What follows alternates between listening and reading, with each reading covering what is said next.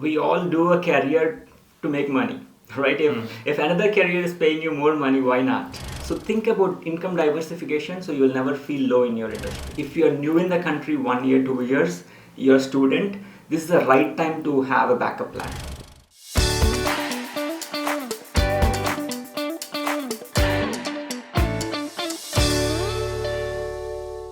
Hey guys, welcome back to our channel Unfiltered Magma. I hope all of you guys are doing well.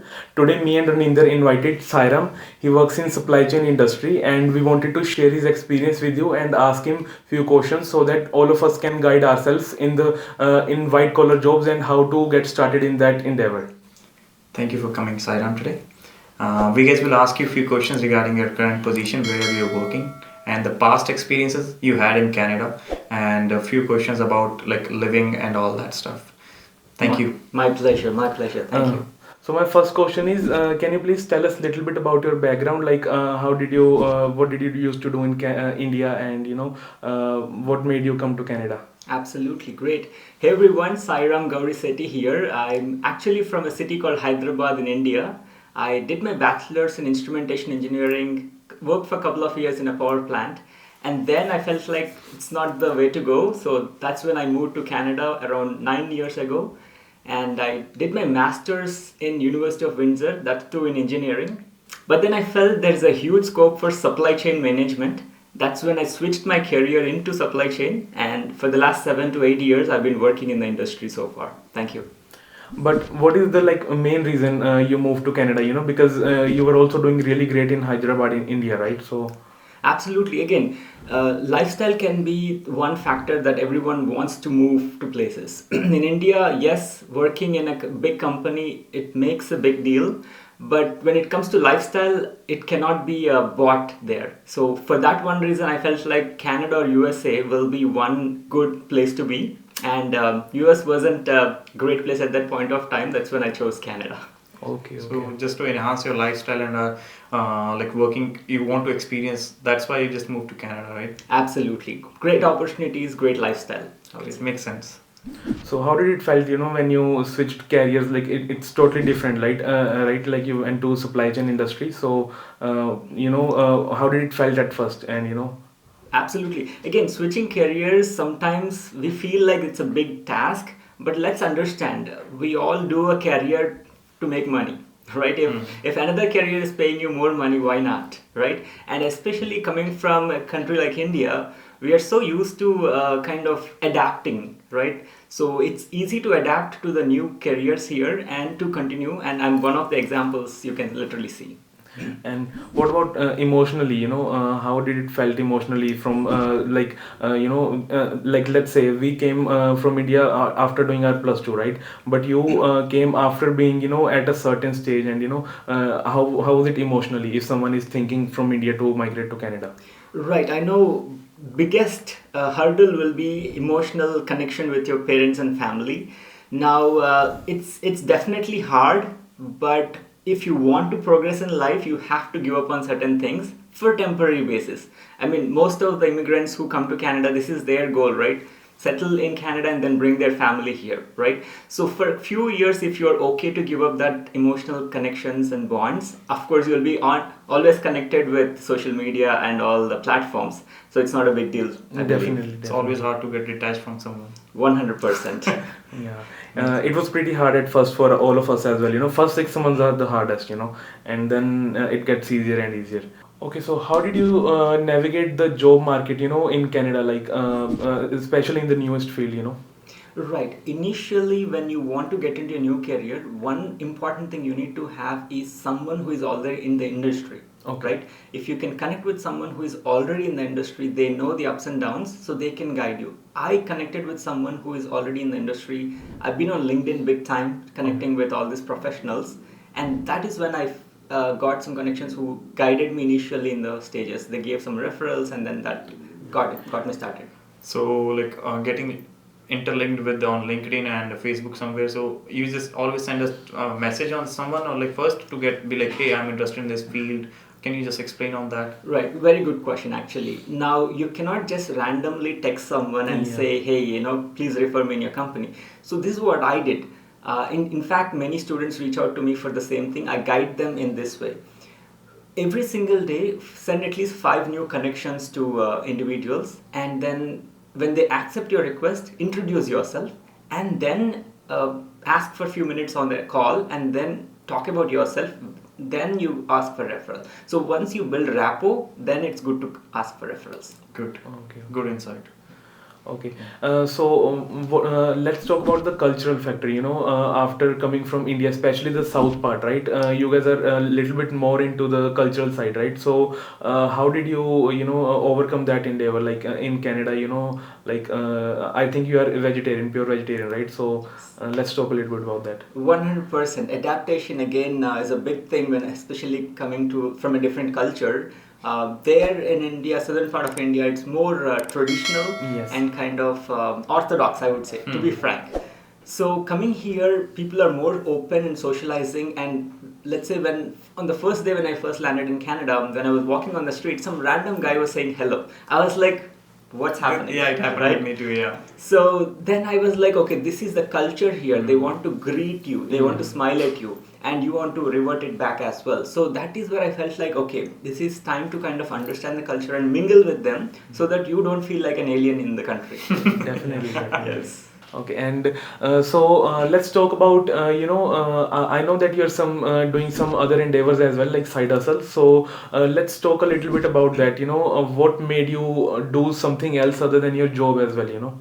Absolutely. Now, we all come to Canada thinking with expectations that we get a good education from a college or a university and then get a good job, and then that we are set for life. I've tried that. It doesn't work like that. Okay. Yes, job will pay you well, but today, if you understand the current scenarios, the market is not so stable. There is a lot of saturation in place. So we will never know when your job will be there and when it will be gone. Yeah. So it's important to back up your income source with the parallel streams of income, like side hustles. Now, even a senior manager or a director in a company also have something on the side going on. So we are no different, right? We need to kind of have something on the side. So that motivated me to have at least 2 or 3 other parallel streams of income. And I've been focusing on a couple of concepts that are really working good for me, and I coach a lot of students and professionals as well on the same. Okay, great. So there's one more, golden question that I guess most of our viewers want to ask you. Tell a little bit about supply chain industry more, like, what is the income in that, like the main question, what is the scope inside in that field, should they pursue that, and what they need to do, to start going into that industry, how it works over there. Absolutely. Supply chain is one of the easiest industries to get in. I'll tell you this because I've tried multiple. I did engineering and I did supply chain as well, so I've seen the difference already. So, however, one thing you need to understand is in the initial stages, supply chain might not pay as much as you think. Okay, but if you're consistent enough and you grow progressively, you can definitely reach even 100K position. But initially, you might start at 50, 55K. Okay. All right. Okay. And you did study in supply chain management, right? Did you find it hard or like it was pretty good for you because you had an interest in it? So let's say, if I want to continue and I need to have like learn something, or I have to tell myself that I have to do this. Like, how will you tell us about that? Absolutely. Again, I did minors in supply chain in my master's. So when you do a master's in a university, you can take a major and a minor. My major was engineering, minor was supply chain. So that is where I had 2 to 3 courses in supply chain. I felt it was pretty easy to understand the concept because supply chain is nothing but a backbone of a business. Okay, end to end, how a product moves from a manufacturer to a consumer, that is pretty much supply chain. And in fact, I have done a series on my YouTube channel. You can go just check my full name and you can find the channel. I have a whole playlist of 30 to 40 videos just talking about the basics of supply chain. And if you go through it, you're set. So we'll mention his YouTube channel in our description as well. There is one more question, Sairam. So were there any specific strategies that help you went through all the struggles and everything from coming from India to Canada and going through all whatever you have experienced in Canada, right? That means how you keep yourself always up from like in your hard times? Yes, yes. Again, life will hit hard. I'm telling you guys, right? Expectations versus reality will be very different. So you need to surround yourself with right people. Actually, you cannot surround yourself with people who are already always low. So you need to understand who are the right people, what's and what you feed into your mind. Yeah. If you're just on social media whole day and then just watching somebody else's content, it doesn't cut it. So you have to maybe start having a habit of reading books or listening to podcasts, maybe attending some motivational podcasts or TED Talks or something like that. Like our podcast channel. Yes, one of this. I also wanted to ask, if we talk a little bit further into this topic, what are the qualities, that someone needs to have, to, go through all the things in Canada, like there are so many things going on, and there are lots of ups and downs, especially who is coming new from India, right? So what are the qualities basically, that you need to have? When it comes to qualities, you need to be someone who is already kind of up in the game. What do I mean by that? Imagine, think about the long term. Do not think about what's happening currently, right? Have the end goal in mind, and that way you will not feel like, okay, you are looking at your destination. Let's say if you're going from Toronto to Montreal, you think about Montreal. You don't think about a roadwork in the blockage or something like that. You always make sure you avoid it and can move forward. So think about the end goal, and then you will have that motivation to still continue to go. Okay. Talking about the end goal, what are your aspirations right now? Like right now, what are you thinking in your future? That you wanna overcome and everything. Right. One thing, this might be a little, argumental, but let me tell you guys, we all come to Canada to get a good job and kind of have a good career. But once we understand the reality, we feel like financial independence is more important than just the career, right? So my end goal is to maybe retire in the next 5 to 10 years financially. And retirement doesn't need age, retirement needs money. Okay, so if I can accumulate that amount of income stream, I'm not saying just the income stream that can recur continuously, you can literally become financially independent in the next 5 to 10 years, and that's my personal goal as well. Especially in Canada, a country like Canada, right? Because it's very, very easy over here. Lots of opportunities, So everyone should definitely, look into these things, and you can definitely do a lot of things in Canada if you want to do it. You just need to put in the hard work. And you must be having had a failure in the field which you are continuing right now. So how did you just keep yourself motivated? Like, yeah, I need to do this. But have you ever thought that you need to change your field? Right. There were a couple of scenarios. I've almost changed 4 to 5 companies in the last 7, 8 years. There were situations where I was got laid off from the company. You just go to the job morning, and then the HR comes to you and say, I need to talk to you. And then they'll say, hey, the company made a decision, we have to let you go. So these are the times you feel like, am I doing everything right? Am I in the right industry? Is the industry going through a lot of struggles and so on? But let me tell you guys, when you have a backup plan in your mind, you don't think about these layoffs anymore, right? You kind of continue and look out for other job opportunities to sustain as a primary income stream, and then eventually you will succeed. There were times where I automated my own role using a dashboard. So today, artificial intelligence, automation are on the rise. Inflation is on the spike. Interest rates are going up. Real estate, don't even talk about it.